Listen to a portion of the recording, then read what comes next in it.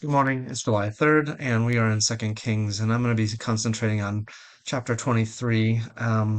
This is both a wonderful and a terrible section here as we come to the life of Josiah. It says in the 18th year of his reign, he starts to do some reforms. He goes in and sends people into the temple to clean it out, and they find a copy of the law, and it's kind of shocking to see that they have apparently no awareness of the law at that point. It's been probably about 65 years or so, including the reign of Hezekiah, or sorry, not Hezekiah, but Manasseh.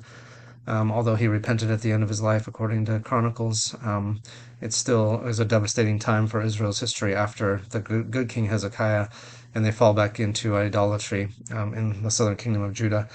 And it goes on for about two generations until the 18th year of Josiah. And when he discovers the scrolls, he tears his robes and he goes into mourning and he says we need to do some things to reform. And it's almost too late because God tells his people through a prophet that he's still planning on the destruction of it, but not during Josiah's lifetime. That the destruction has already been set in motion because of their wandering into idolatry.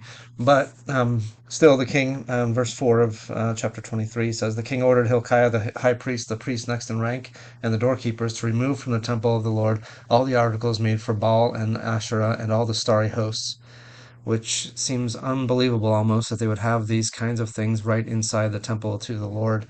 They've fallen that far down. He burned them outside Jerusalem in the fields of the Kidron Valley and took the ashes to Bethel. He did away with the idolatrous priests appointed by the kings of Judah to burn incense on the high places of the towns of Judah and on those around Jerusalem. Those who burned incense to Baal, to the sun and moon, to the constellations, to all the starry hosts. He took the Asherah pole from the temple of the Lord to the Kidron Valley outside Jerusalem and burned it there. He ground it to powder and scattered the dust over the graves of the common people. He also tore down the quarters of the male shrine prostitutes that were in the temple of the Lord, the quarters where women did weaving for Asherah. So all kinds of wickedness and abominations happening in the temple courts and in the temple itself.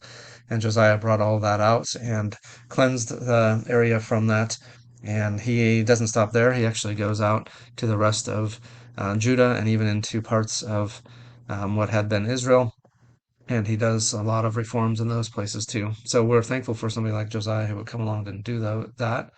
But we also are put on notice that doesn't take long for a whole nation to turn from God, whole people to turn from God. So praise the Lord, he preserves a remnant of people, even in our generation, who can hand down faithfulness to the next. But that's not guaranteed. There's no, yeah, unless God brings reformation and redemption, we're all on the verge of falling into this kind of rampant idolatry. So kind of a big warning for us there.